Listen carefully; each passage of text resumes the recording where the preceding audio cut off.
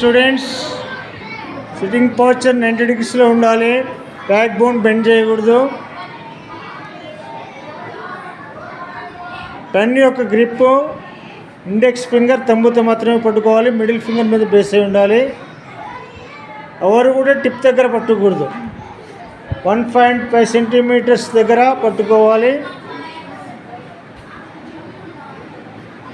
Pen are pencil anyone ఏదైనా కావచ్చు. టైట్గా పట్టుకోవద్దు, లూజుగా పట్టుకోవద్దు, నార్మల్గా పట్టుకొని రాయండి. పేపర్ మీద అచ్చుపడకూడదు రాస్తే. టుడే క్లాస్ గ్రాఫోథెరపీలో స్లాంట్ అనేటువంటి టాపిక్ మీద మనం టుడే హ్యాండ్ రైటింగ్ ప్రాక్టీస్ ఉంది.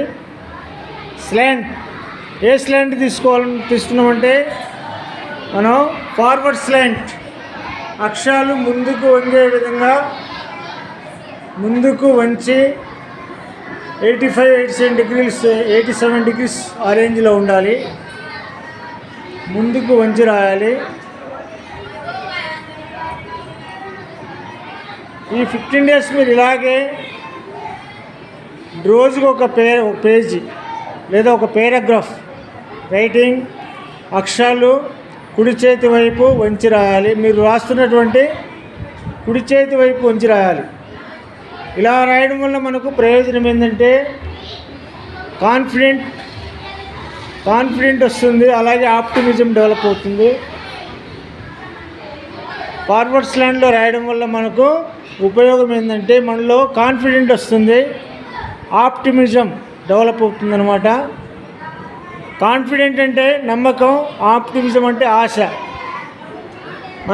మన మీద మనకు నమ్మకం ఏర్పడుతుంది అన్నమాట. కాబట్టి ప్రతి ఒక్కరు ఫార్వర్డ్ స్లాండ్లో హ్యాండ్ రైటింగ్ ఉండాలి.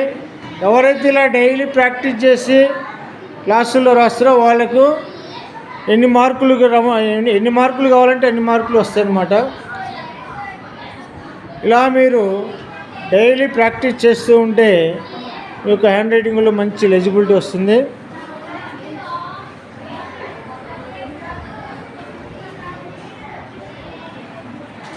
Change your handwriting, change your life.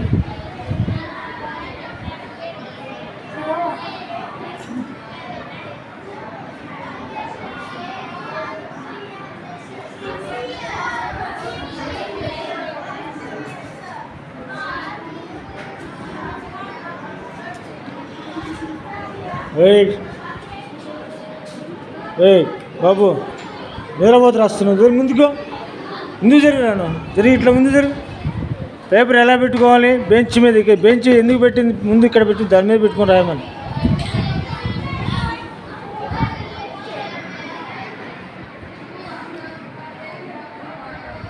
ఇలా మారడానికి సిద్ధంగా ఉన్నారా మీరు? Are you ready? ఓకే.